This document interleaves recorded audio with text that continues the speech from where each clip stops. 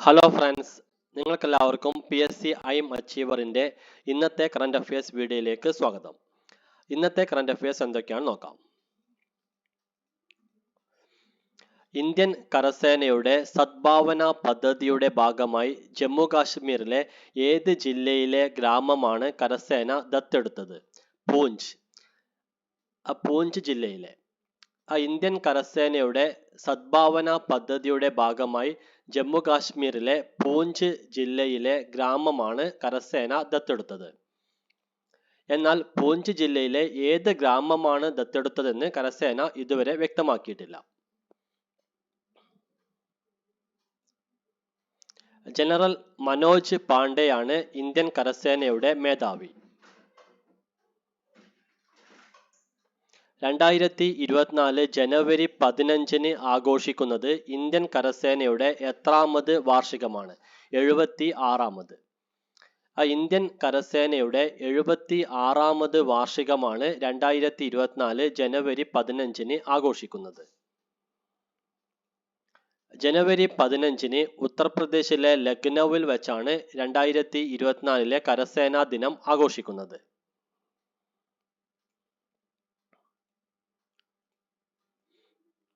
Digital ലോകത്ത് നിയമവിരുദ്ധമായി ആധിപത്യം നേടിയെന്ന ആന്റി ട്രസ്റ്റ് കേസിൽ ഗൂഗിളിന്റെ പരാതി തള്ളിയ കോടതി ഏതാണ്? യൂറോപ്യൻ യൂണിയൻ കോടതി. ഡിജിറ്റൽ ലോകത്ത് നിയമവിരുദ്ധമായി ആധിപത്യം നേടിയെന്ന ആന്റി ട്രസ്റ്റ് കേസിൽ ഗൂഗിളിന്റെ പരാതി തള്ളിയത് യൂറോപ്യൻ യൂണിയൻ കോടതിയാണ്. ആന്റി ട്രസ്റ്റ് കേസിൽ യൂറോപ്യൻ കമ്മീഷൻ 21,603 കോടി രൂപ പിഴ ചുമത്തിയതിന് എതിരെയാണ് ഗൂഗിൾ കോടതിയെ സമീപിച്ചത്. തിരച്ചിൽ ഫലങ്ങളിൽ കൃത്രിമത്വം കാണിച്ച് ഡിജിറ്റൽ ലോകത്ത് ഗൂഗിൾ അനാരോഗ്യകരമായ മത്സരം നടത്തി എന്നതാണ് ആന്റി ട്രസ്റ്റ് കേസ്.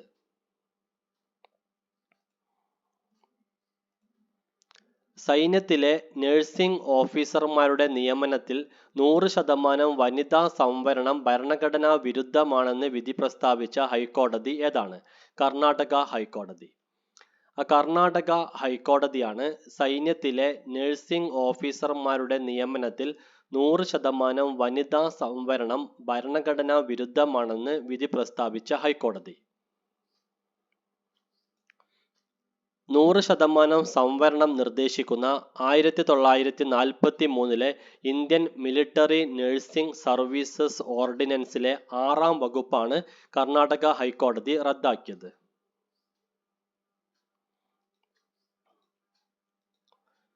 2024 ജനുവരി 12 മുംബൈയിൽ പ്രധാനമന്ത്രി ഉദ്ഘാടനം ചെയ്ത ഇന്ത്യയിലെ ഏറ്റവും നീളമേറിയ കടൽപ്പാലമായ മുംബൈ ട്രാൻസ് ഹാർബർ ലിങ്കിന്റെ മറ്റൊരു പേരെന്താണ്?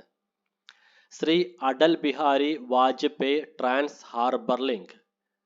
കൂടാതെ സെവ്രി നവ ഷെവ ട്രാൻസ് ഹാർബർ ലിങ്കും പേരുണ്ട്.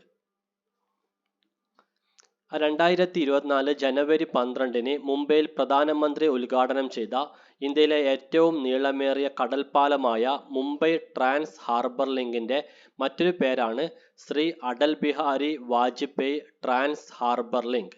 കൂടാതെ സെവ്രി നവ ഷെവ ട്രാൻസ് ഹാർബർ ലിങ്ക് എന്ന മറ്റൊരു പേര് കൂടി ഉണ്ട്. താനെ കടലിടുക്കിന് കുറുകെയായി മുംബൈയെയും നവി മുംബൈയെയും ബന്ധിപ്പിക്കുന്നതാണ് ഈ കടൽപ്പാലം.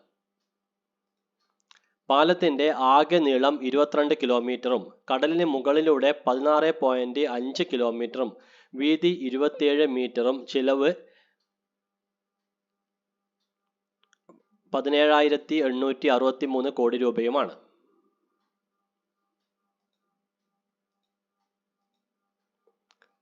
ഇന്ത്യയിൽ ആദ്യമായി ചാവക്കാട് പുത്തൻ കടപ്പുറത്ത് കണ്ടെത്തിയ പരുന്തുവർഗത്തിൽപ്പെട്ട പക്ഷി ഏതാണ്? ലവൻഡ് സ്പാരോഹോക്ക്. ലവൻഡ് പ്രാപ്പിഡിയൻ. ഇന്ത്യയിൽ ആദ്യമായി ചാവക്കാട് പുത്തൻ കടപ്പുറത്ത് കണ്ടെത്തിയ പരുന്തുവർഗത്തിൽപ്പെട്ട പക്ഷിയാണ് ലവൻഡ് സ്പാരോഹോക്ക് അല്ലെങ്കിൽ ലവൻഡ് പ്രാപ്പിഡിയൻ. യൂറോപ്യൻ രാജ്യങ്ങളിൽ കാണാറുള്ള ഈ പക്ഷിയെ കണ്ടെത്തിയതോടെ രാജ്യത്ത് കണ്ട ആകെ പക്ഷികളുടെ ഇനം 1368 ആയി.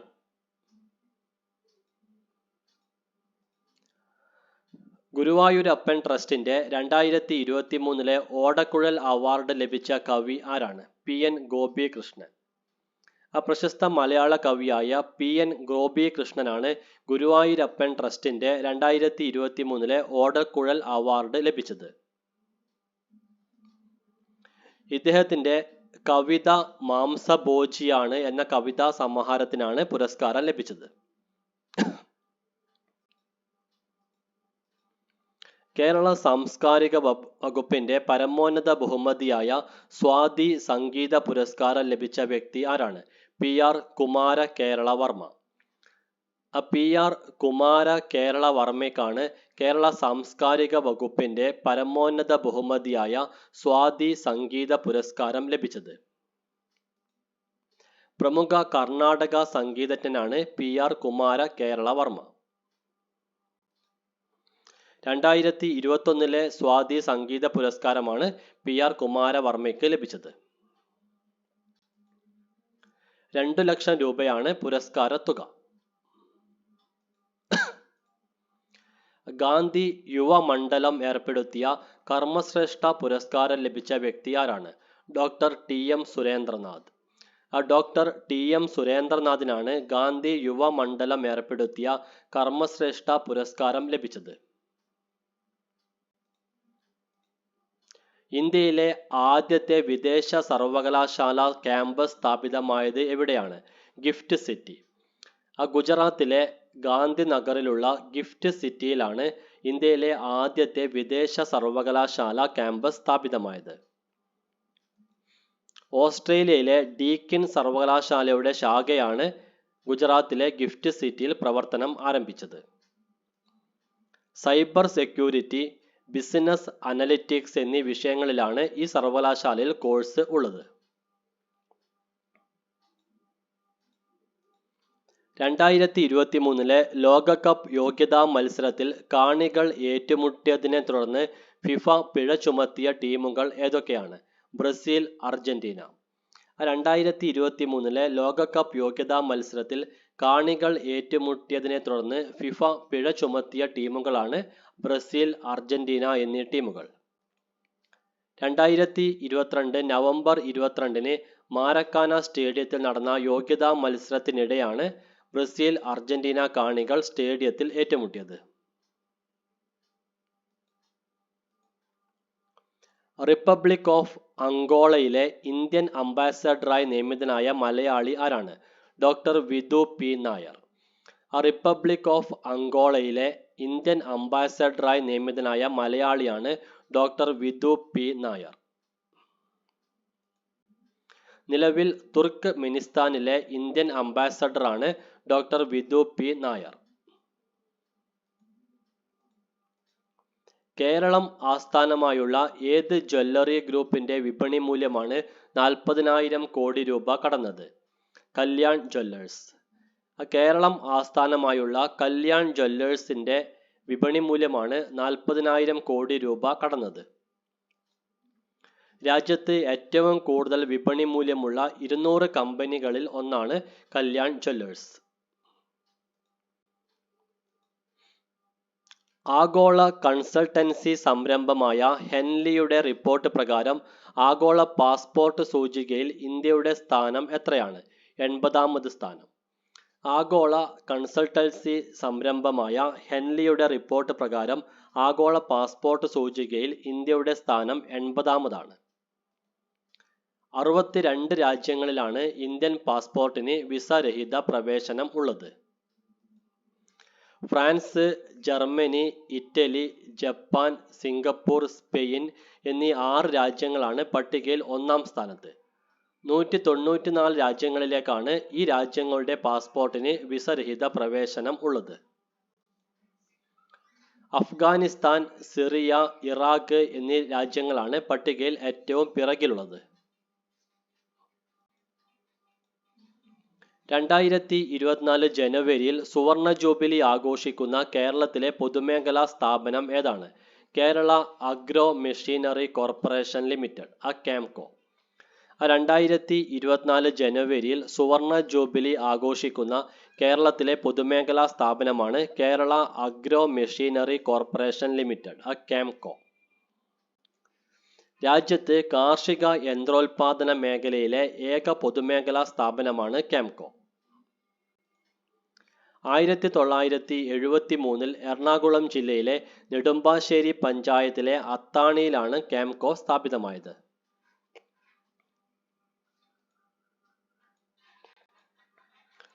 മുൻ ധനകാര്യമന്ത്രി ഡോക്ടർ തോമസ് ഐസക് എഴുതുന്ന പുസ്തക പരമ്പരയിലെ ആദ്യ പുസ്തകത്തിന്റെ പേരെന്താണ്? സ്വകാര്യവൽക്കരണവും ശിങ്കിടി മുതലാളിത്തവും. മുൻ ധനകാര്യമന്ത്രി ഡോക്ടർ തോമസ് ഐസക് എഴുതുന്ന പുസ്തക പരമ്പരയിലെ ആദ്യ പുസ്തകത്തിന്റെ പേരാണ് സ്വകാര്യവൽക്കരണവും ശിങ്കിടി മുതലാളിത്തവും. നവ ഉദാരവൽക്കരണ സാമ്പത്തിക നയങ്ങളുടെ ഉള്ളറകൾ വിശദമാക്കുന്നതാണ് 4 പുസ്തകമുള്ള ഈ പരമ്പര.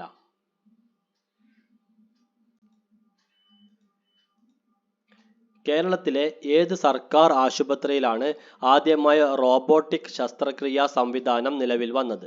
Thiruvananthapuram regional cancer centre. Thiruvananthapuram regional cancer സെന്ററിലാണ് കേരളത്തിൽ ആദ്യമായി സർക്കാർ ആശുപത്രിയിൽ റോബോട്ടിക് ശസ്ത്രക്രിയാ സംവിധാനം നിലവിൽ വന്നത്. സർജിക്കൽ റോബോട്ടിന്റെ സഹായത്തോടെ നടത്തുന്ന ശസ്ത്രക്രിയയാണ് റോബോട്ടിക് ശസ്ത്രക്രിയ. നാസയുടെ ചൊവ്വ ദൗത്യ പരീക്ഷണത്തിന്റെ ഭാഗമാകുന്ന ഇന്ത്യൻ വംശജൻ ആരാണ്? അഭിഷേക് ഭഗത്. ഇന്ത്യൻ വംശജനായ അഭിഷേക് ഭഗത്താണ് നാസയുടെ ചൊവ്വ ദൗത്യ പരീക്ഷണത്തിന്റെ ഭാഗമാകുന്ന ഇന്ത്യൻ വംശജൻ. ഭാവിയിലെ ചൊവ്വ പരീക്ഷണത്തിന്റെ ഭാഗമായി നിർമ്മിച്ച ചൊവ്വയിലേതിന് സമാനമായ കൃത്രിമ ആവാസ വ്യവസ്ഥയിൽ അഭിഷേക് ഉൾപ്പെടെ 4 പേർ 45 ദിവസം പുറംലോകവുമായി ബന്ധമില്ലാതെ കഴിയും. ഹ്യൂമൺ എക്സ്പ്ലോറേഷൻ റിസർച്ച് അനലോഗ് എന്നതാണ് ഈ ആവാസ വ്യവസ്ഥയുടെ പേര്. ഹൂസ്റ്റണിലെ ജോൺസൺ സ്പേസ് സെന്ററിലാണ് ഈ ആവാസ വ്യവസ്ഥ സജ്ജമാക്കിയിട്ടുള്ളത്.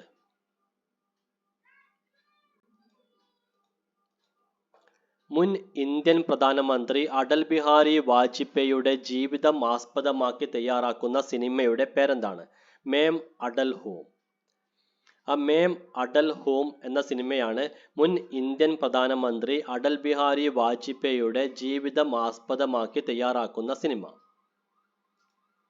ഹിന്ദി സിനിമാ താരം പങ്കജ് ത്രിപാഠിയാണ് ചിത്രത്തിൽ വാജ്പേയിയുടെ വേഷം ചെയ്യുന്നത്. രാഷ്ട്രീയക്കാരന്റെ വേഷം ചെയ്യുന്നതിനാൽ പങ്കജ് ത്രിപാഠി തിരഞ്ഞെടുപ്പ് കമ്മീഷന്റെ ദേശീയ ഐക്കൺ സ്ഥാനം ഒഴിഞ്ഞിരുന്നു. അതായത് ഇന്ത്യൻ തിരഞ്ഞെടുപ്പ് കമ്മീഷന്റെ ദേശീയ ഐക്കൺ സ്ഥാനം വഹിച്ചിരുന്നത് പങ്കജ് ത്രിപാഠിയാണ്. എന്നാൽ രാഷ്ട്രീയക്കാരന്റെ വേഷം സിനിമയിൽ ചെയ്യുന്നതിനാൽ പങ്കജ് ത്രിപാഠി ദേശീയ ഐക്കൺ സ്ഥാനം ഒഴിഞ്ഞു.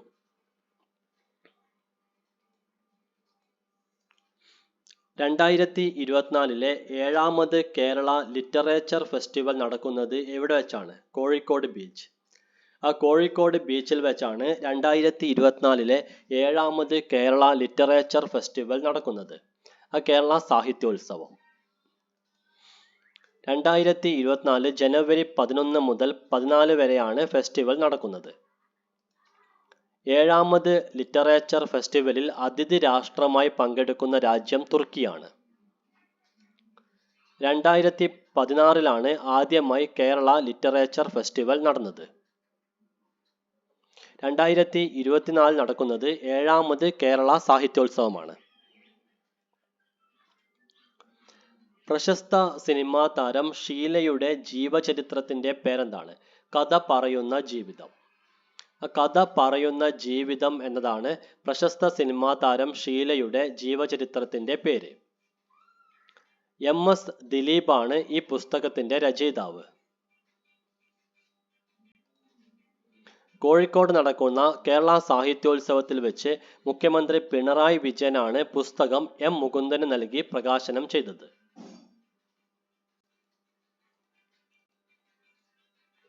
2024 ജനുവരി 11 അഫ്ഗാനിസ്ഥാനിലുണ്ടായ ഭൂകമ്പത്തിന്റെ പ്രഭവ കേന്ദ്രം ഏതാണ്? ഫൈസാബാദ്. ഫൈസാബാദ് ആണ് 2024 ജനുവരി 11 അഫ്ഗാനിസ്ഥാനിലുണ്ടായ ഭൂകമ്പത്തിന്റെ പ്രഭവ കേന്ദ്രം. കേരളം ആദ്യമായി ആതിഥേയത്വം വഹിക്കുന്ന അന്താരാഷ്ട്ര ഫിഷറീസ് കോൺഗ്രസ് ആൻഡ് എക്സ്പോ നടക്കുന്നത് എവിടെ വെച്ചാണ്? കുഫോസ്. കൊച്ചിയിലെ കുഫോസിൽ വെച്ചാണ് കേരളം ആദ്യമായി ആതിഥേയത്വം വഹിക്കുന്ന അന്താരാഷ്ട്ര ഫിഷറീസ് കോൺഗ്രസ് ആൻഡ് എക്സ്പോ നടക്കുന്നത്. Kerala university of fisheries and ocean studies എന്നതാണ് കുഫോസിന്റെ പൂർണ്ണ രൂപം. 2024 ജനുവരി 12 മുതൽ 14 വരെയാണ് കോൺഗ്രസ് നടക്കുക. വിവിധ രാജ്യങ്ങളിലെ ഫിഷറീസ് ശാസ്ത്രജ്ഞരുടെയും സമുദ്രോൽപ്പന്ന വ്യവസായികളുടെയും സമ്മേളനമാണ് അന്താരാഷ്ട്ര fisheries Congress and expo. Kerala fisheries വകുപ്പ് മന്ത്രി സജി ചെറിയാനാണ്. ആഭ്യന്തര സംഘർഷത്തെ തുടർന്ന് 2024 ജനുവരിയിൽ അടിയന്തരാവസ്ഥ പ്രഖ്യാപിച്ച രാജ്യം ഏതാണ്? ഇക്വഡോർ. ഇക്വഡോർ രാജ്യത്തിലാണ് ആഭ്യന്തര സംഘർഷത്തെ തുടർന്ന് 2024 ജനുവരിയിൽ അടിയന്തരാവസ്ഥ പ്രഖ്യാപിച്ചത്. കേന്ദ്ര നഗരവികസന മന്ത്രാലയത്തിന്റെ വാർഷിക ശുചിത്വ സർവേ പ്രകാരമുള്ള സ്വച്ഛ് സർവേക്ഷൺ അവാർഡ് 2023 ലഭിച്ചത് ഏതൊക്കെ നഗരങ്ങൾക്കാണെന്ന് നോക്കാം. 1,00,000-ന് മുകളിൽ ജനസംഖ്യയുള്ള നഗരങ്ങളിൽ ഏറ്റവും വൃത്തിയുള്ള നഗരം ഇൻഡോർ ആണ്. 2ാം സ്ഥാനം സൂററ്റും 3ാമത് നവി മുംബൈയുമാണ്. തുടർച്ചയായി 7ാമത്തെ തവണയാണ് ഇൻഡോർ 1ാം സ്ഥാനം കരസ്ഥമാക്കുന്നത്. 1,00,000-ൽ താഴെ ജനസംഖ്യയുള്ള നഗരങ്ങളിൽ ഏറ്റവും വൃത്തിയുള്ള നഗരം മഹാരാഷ്ട്രയിലെ സ്വസ്വാദ്, 2ാം സ്ഥാനം ഛത്തീസ്ഗഡിലെ പട്ടാൻ, 3ാം സ്ഥാനം മഹാരാഷ്ട്രയിലെ ലോണാവാല എന്നിവയാണ്.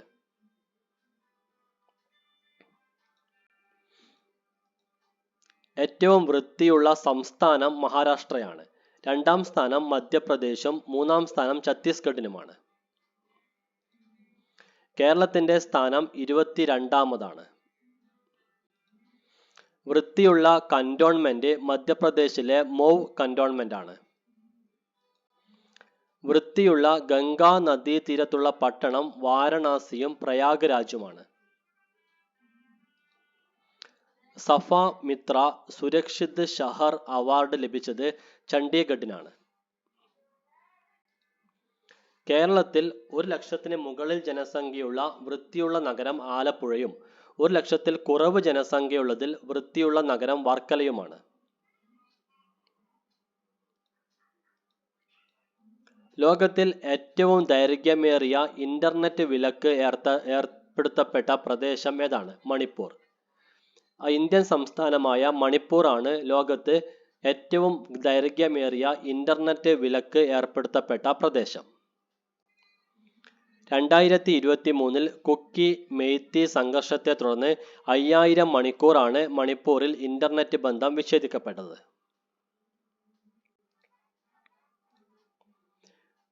ഇന്ത്യയുടെ എക്സ്പോസാറ്റ് ഉപഗ്രഹം ഏത് സൂപ്പർനോവയുടെ അവശിഷ്ടങ്ങളിൽ നിന്നുള്ള പ്രകാശരശ്മികളാണ് പിടിച്ചെടുത്തത്?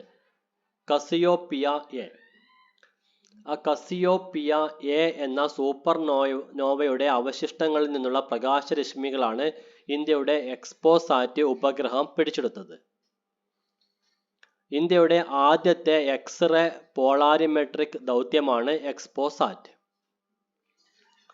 ഉപഗ്രഹത്തിലെ എക്സ്റേ സ്പെക്ട്രോസ്കോപ്പി ആൻഡ് ടൈമിംഗ്, അതായത് എക്സ് എസ്പെക്ട് എന്ന ഉപകരണമാണ് ഈ പ്രകാശരശ്മി പിടിച്ചെടുത്തത്. 2024 ജനുവരി 1 ഇന്ത്യ എക്സ്പോസാറ്റ് ഉപഗ്രഹം വിക്ഷേപിച്ചത്. തൊഴിൽ രഹിതരായ അഭ്യസ്ത വിദ്യർക്കായി കർണാടക സർക്കാർ നടപ്പിലാക്കിയ പദ്ധതിയുടെ പേരെന്താണ്? യുവനിധി. യുവനിധി എന്ന പേരിലുള്ള പദ്ധതിയാണ് തൊഴിൽ രഹിതരായ അഭ്യസ്ത വിദ്യർക്കായി കർണാടക സർക്കാർ നടപ്പിലാക്കിയ പദ്ധതി. ജനുവരി 12 മുഖ്യമന്ത്രി സിദ്ധരാമയ്യ പദ്ധതിയുടെ ഉദ്ഘാടനം നിർവഹിച്ചത്. തൊഴിൽ രഹിതരായ അഭ്യസ്ത വിദ്യർക്ക് തൊഴിലില്ലായ്മ വേതനം നൽകുന്ന പദ്ധതിയാണ് യുവനിധി.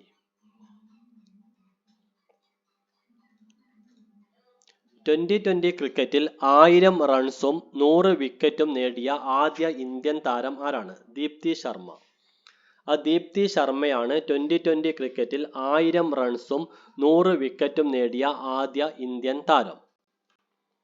2020 ക്രിക്കറ്റിൽ പുരുഷ വനിതാ വിഭാഗങ്ങളിൽ ഈ നേട്ടം കൈവരിക്കുന്ന ആദ്യത്തെ താരമാണ് ദീപ്തി ശർമ്മ.